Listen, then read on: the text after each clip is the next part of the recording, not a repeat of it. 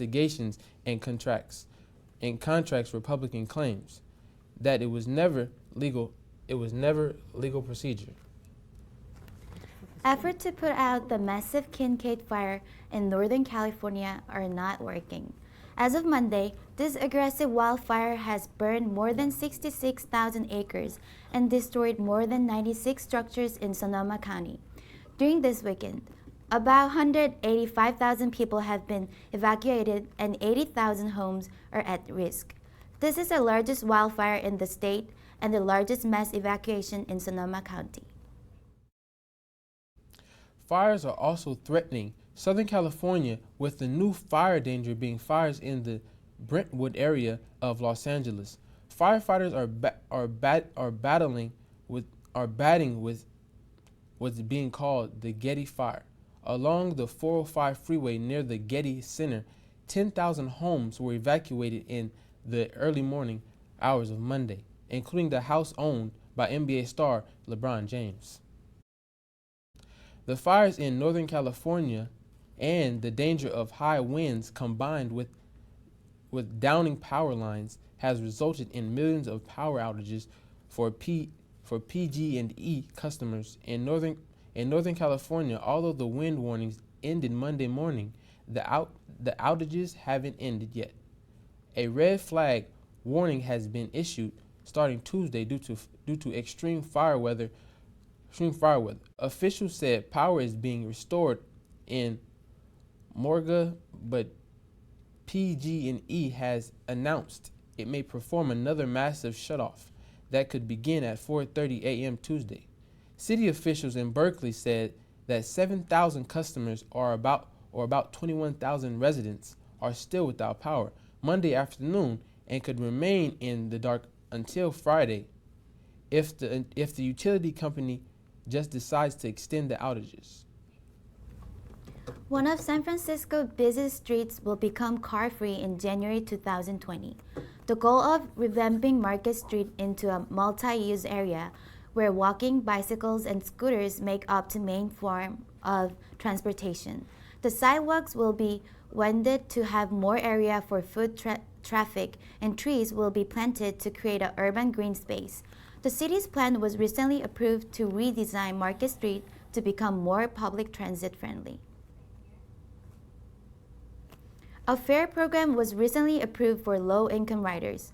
Golden Gate Transit will be providing lower fares to eligible passengers only through the Clipper Card program. People with income below 200% of the federal poverty level will be eligible. This pilot program will last for 12 to 18 months. This program will take place by as early as next year. San Francisco officials are threatening to pull support for a $100 billion contract that would improve the Caltrain transportation into the city. Officials claim it would be too hard and expensive to catch a BART to Muni, also connecting to an AC transit. They are trying to shorten the ride from a long ride to a much shorter ride in the Bay Area. Daily commuters on Caltrain should stay tuned to see how the progress of this project. One of the iconic cable cars was dedicated to a young man who was killed after being struck by a drunk motorcyclist in 2015. Tuesday, the San Francisco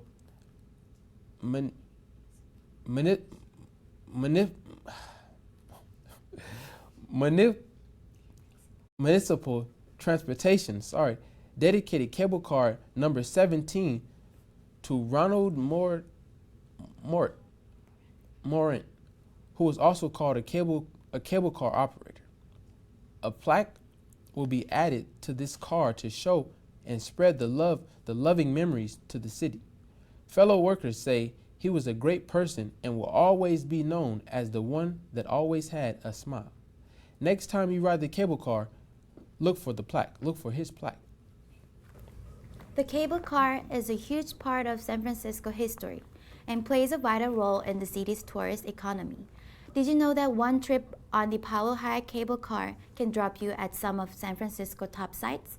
Ryan Gamboa has the story. a ring of a bell that almost anyone's ear could recognize. San Francisco's hottest attraction, the cable car, with 62 different stops throughout the city, all of which give you a taste of classic San Francisco. The Powell Hyde cable car line opened in 1957, and this specific route is home to some of San Francisco's favorite sights and views. It begins in the financial district, stretching its way through Union Square, Nob Hill, Chinatown, Russian Hill, Lombard Street, Ghirardelli Square, and Fisherman's Wharf, with breathtaking views of Alcatraz, Coit Tower, and the Golden Gate Bridge. In a single, one-way trip, a number of sites can be crossed off your list, and for visitors having only limited time in San Francisco, it is a great way to tour. Donovan Hernandez shared how he found his way to the cable car. I'm from Woodland, California. I'm here in the city visiting with a few friends. I met someone in Union Square. They told me to experience the Powell Hyde cable car. I heard it was very scenic and it'd be a good experience, so I'm here at the Union Square stop waiting to aboard the cable car. Thank you. As someone recommended this line to Donovan after one ride, the proof is in the pudding. Union Square ambassador Enosh Al-Cairo works for a program that gives tourists guidance in their way to visit San Francisco. In fact, the Powell Hyde cable car is the only line that he recommends. Unless they're specifically looking for the other line, which is Powell and Mason. Powell Hyde cable car, like you said, hits all the spots for San Francisco. And I usually recommend that they get off at Lombard Street and walk around the neighborhood from there instead of taking it the whole way. Because they can really explore the neighborhood, because the best way is either by walking or bike. The cable car is the classic San Francisco experience, and for those who are only in town for a few hours or one day, a ride by yourself or with the kids, there is no better way to dive into the culture than this pastime.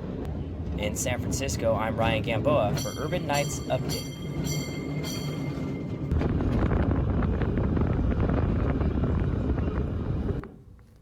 You can ride the Powell Hyde cable car for just $7. The trains run every day with the last departure at midnight.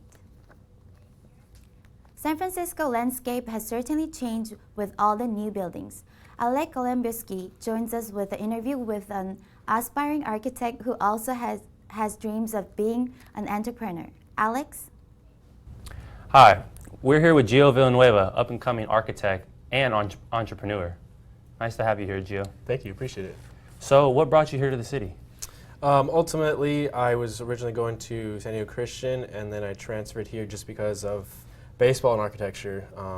Just baseball is something I've been doing my whole life, and architecture is what I've been interested as well. So what made you pursue architecture?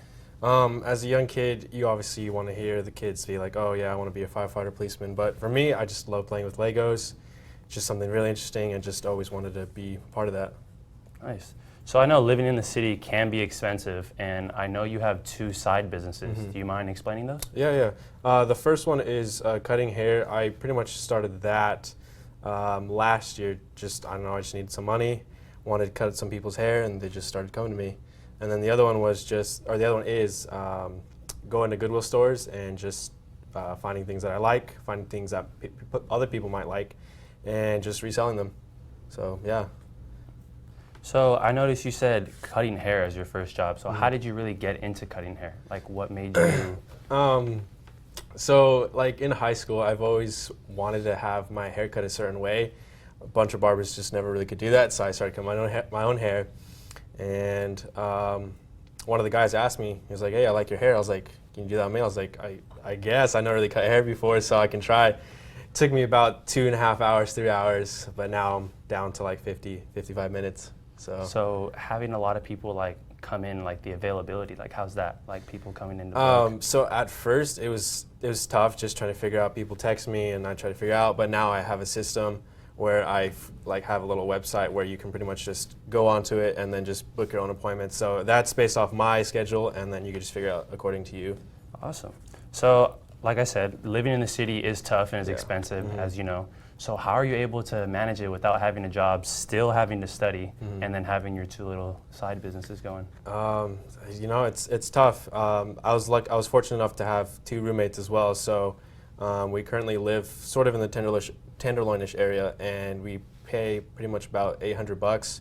So I'm sort of covering my little side expenses like groceries here and there, and then obviously my parents are paying for the other half. So, but yeah, it's sort of a grind just going from architecture to this now. That's tough, man. Yeah. I gotta give you, Yeah, gotta give you thank you. props. Appreciate it. Well, thanks for coming in, man. Of course. Appreciate it. Back to you guys. Thanks, Alex and Gio. Already a unique street today, Lombard was even more interesting a few years ago. In 2009, they made the whole street a candy land for an afternoon to honor the game's 60th anniversary. Adults were dressed up as the characters of the game, and the kids were the pieces. However, in 2016, the residents around the area were saddened that the street would average 250 vehicles per hour, causing a lot of traffic. It was so bad that the San Francisco County Transportation thought of charging $10 worth of toll. But this was later shut down by Governor Gavin Newsom. Let's just hope they find a way to make it less congested. Not just the kids, but even bands dress up during Halloween. Bay Area-based musicians are getting together to perform at the Elbow Room in Oakland. Rob Saget, a group that normally doesn't play during Halloween, will perform and dressed up in queer costumes. Before this, the band has come out as Kiss, the Star Trek crew, Zombies, and many more. They will be joined by older son, who's bringing in the classic from the 60s and 70s. Covers of Prince, Chaka Khan, and Misfits will open up the show. Haunted House is coming back to San Francisco Mint Plaza for this Halloween season with chilly horror events. I want to find out more. This is the old San Francisco Mint. When gold was discovered in California, thousands traveled west with the dream of money. The first mint was created in 1854, and by 1874, the San Francisco Mint was opened by the need of the mint on the west. The San Francisco Mint was operated as a currency issue until 1937 and was designated as a National Historic Landmark in 1961. Beloved by the residents, the Mint Plaza has been reopened as Terror Ball for this Halloween weekend. I'm standing in front of Mint Plaza where the Halloween event is taking place. The old San Francisco Mint has hosted a Halloween event since last year. You can experience 21 horror attractions for 45 minutes, from haunted maze to escape room and performance. Since last year, the horror experience receives good comments from the participants. Great experience. I thought the downstairs was going to be larger than it actually was, but it was still a good experience. Yeah, I like the interactive piece of it. There's where they touch you, they follow you, you get wet, they feed you things. So overall, that's kind of interactive experience. It was really good. It's really, really funny, very interactive, lots of good stories around it, lots of good rooms, and really good effects and makeup and costume. And it's very elaborate, so it's a great time. So scary. Yeah, but I love it. Actually, it's our round two tonight. Yeah, we did it the first one. It is really fun. We just bought a ticket for the second one. Yeah, we really had a great time here. Yeah, I hope you come and visit. The Terror Vault at Mint runs from October 10th to November 10th. At San Francisco Mint, Minjin Kim from Urban Nights Update. Prices for admission range from $10 to $50. For little kids, Halloween is about costumes and candy, but they don't think about the potential dangers. Here are a few tips for parents to keep their little ones safe. On Halloween, make sure that your kids have safe costumes. Always make sure that your kids are with a big group of people and with an adult. Plan a safe route to walk. Give them something glowy that makes them visible. Watch out for candles and tell your kids to wait, to go home to eat their candies, and in that way you make sure they are not overeating. If it is safe to eat. Trick or treat will be different for some kids this Halloween. The new Teal Pumpkin Project gives the opportunity to kids with food restrictions to not feel left out. Instead, they will receive treats other than food. All you have to do is register to be on the project map, which shows which houses are safe for kids to trick-or-treat. Cities like Reading have already joined the program so all kids can enjoy the holiday equally. Halloween is right around the corner and you still can't decide what to wear. Selena Alhona Alcazar is bringing us information about what are the most popular costumes in 2019. The year is about to end, and the holiday season is just beginning, starting with one of the most awaited celebrations, Halloween. Here I am outside the Halloween costume store, SF Party, where a lot of people is trying to find the perfect Halloween costume for this next Halloween. Let's see what they're looking for. Since the beginning of October, people start looking for the best look for Halloween. Some people look for a classic, funny, scary, or sexy look to show off a great costume better than the year before. For a Halloween costume, so I don't really know what I want to wear, and the thing is I want something different. I think that you cannot find people with that, so I will see if I can find something. Some people is tired of having the same classic costume from movies every year. Everyone is looking for something more different and unique. There is a new 2019 Halloween trend. I'm a co-worker here in the SF Party, and a lot of people come here this year they come because to get a lot of aliens because the Area 51 thing, so they come in for a lot of aliens thing. Some people like to be like a food, hamburger, cucumbers, and those kind of stuff. Like they trying to be funny in Halloween, so they enjoying coming here at SF Party. Here's my famous costume is food, but it's not only a funny hot dog. With that came out a sexy chicken sandwich costume designed by Yandy. Website, there's an online clothing store. That is something that people wouldn't ever imagine. Sexy and funny sandwich costumes. Let's see if we'll sold out like Popeye's chicken sandwich. In San Francisco, I'm Selena Arjona Alcazar for Urbanize Update.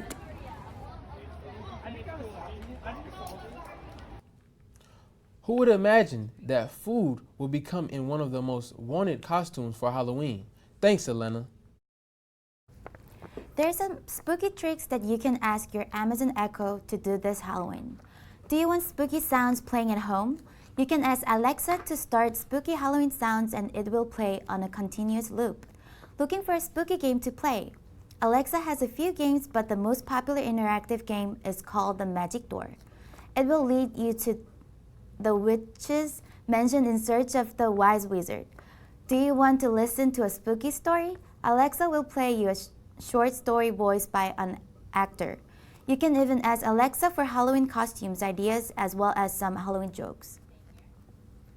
Halloween is also here, and parents have a sweet way to make a trick-or-treating more inclusive and enjoyable for kids with autism. By using a blue bucket to signify a child with autism, it could make Halloween less stressful for them. A mother took to Facebook and shared the story of her 3-year-old son who is nonverbal and the new technique to ensure people who hand out candy understand he has a disability. Her post went viral and quickly gained mass attention, which helped spread the word. The 49ers Foundation and Pro Football Hall of Famer Jerry Rice had announced the second annual bowling challenge. They are using the event as a way to give back to the fans and community. The event will take place on Monday at Bowmore Coprinto. This event will allow fans and local Silicon Valley businesses to set up bowling teams of 6 with a current and former 49ers player or other local sports celebrity, serving as celebrity bowlers. The money raised at the event will go back to Bay Area youth.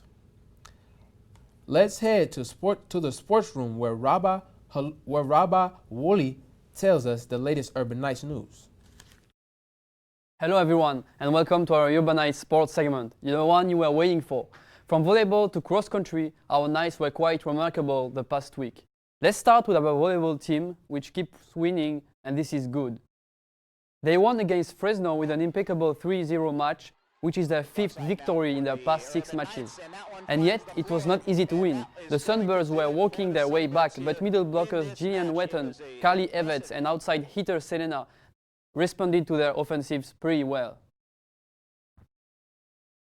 The Urbanites will be back on the volleyball court this Wednesday for a 7 p.m. road match at Holy Names. Good luck for them. Our cross-country team has been doing really well since the beginning of the season. They proved again how fit they are, and they delivered impressive runs at the San Francisco State Invitational in their sanctuary, the Golden Gate Park. Here you have a great drone shot of the park. This place, they know it really well. As an athlete myself, I can tell that there is no such feeling as racing on your own field, with your friends and family cheering you on. Averaging slightly over 6 minutes a mile, Hasna Kauru crossed the finish line in 3rd place, followed by Audrey Rosencrantz and Natalia Novak, who both respectively finished 6th and 8th. Here are their thoughts about the race. Looking forward to the race was, overall, it was really nice to be running somewhere that we're comfortable with. Like, we practice on the polo fields a lot, so it was nice to be here.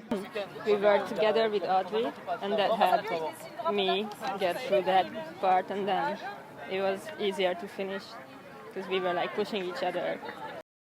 Looking forward to the PacWest Conference Championships. More and more international student athletes come to the US as it allows them to conciliate both sport and study. Consulting agencies working along with the schools are on the rise, and here is a short video I produced for USA Project, a French agency, telling the story of our 3 Urbanites once in a lifetime adventure in San Francisco. Cette aventure, elle n'est pas arrivée par hasard. On a travaillé dur pour la vivre. On a eu l'opportunité de partir à l'autre bout du monde, là où tout est possible, là où les choses sont grandes. Ici, on nous donne tout pour réussir. On est fiers, confiants et motivés. À l'université, on se spécialise dans ce qu'on a toujours voulu faire. On apprend de nouvelles techniques dans une nouvelle langue. On se construit autour d'un projet, entouré de professionnels. Chaque jour, on se rapproche de nos objectifs, dans les salles de cours, mais aussi en dehors. Le sport américain, c'est différent. On s'ouvre et on s'adapte pour devenir meilleur. On s'entraîne pour gagner, représenter notre équipe et tous ceux qui croient en nous. Toujours avec la même passion.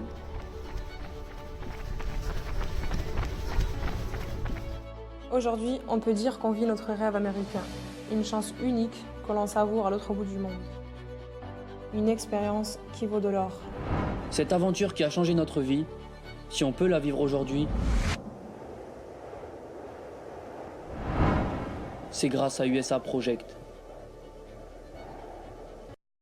Thanks for tuning in. I'm Rabah Wali for your Urbanites update. Thanks, Rabah. Could the MLB be changing the robotic umpires?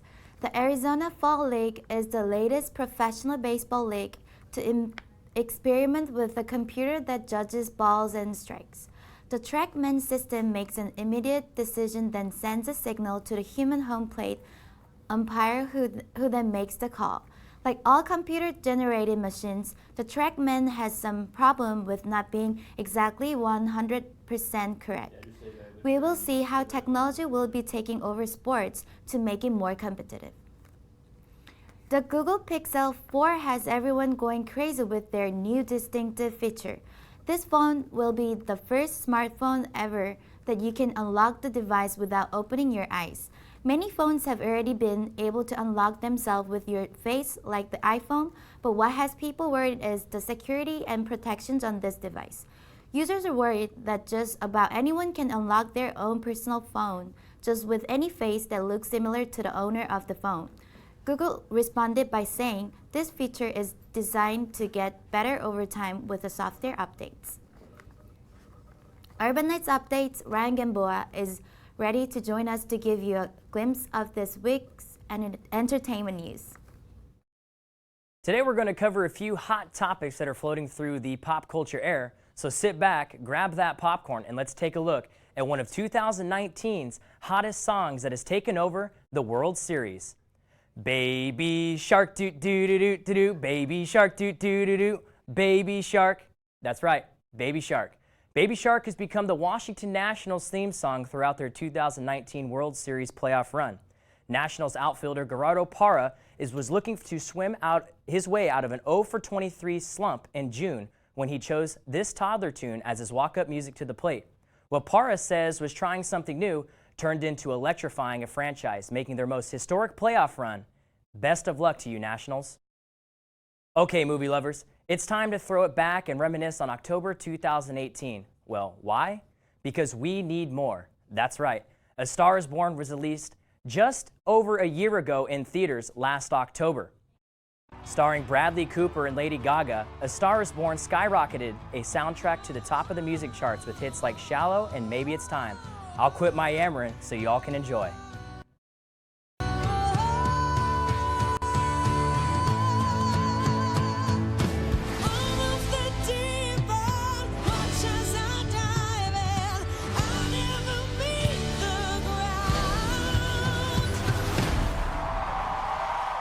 We're far from the shallow now.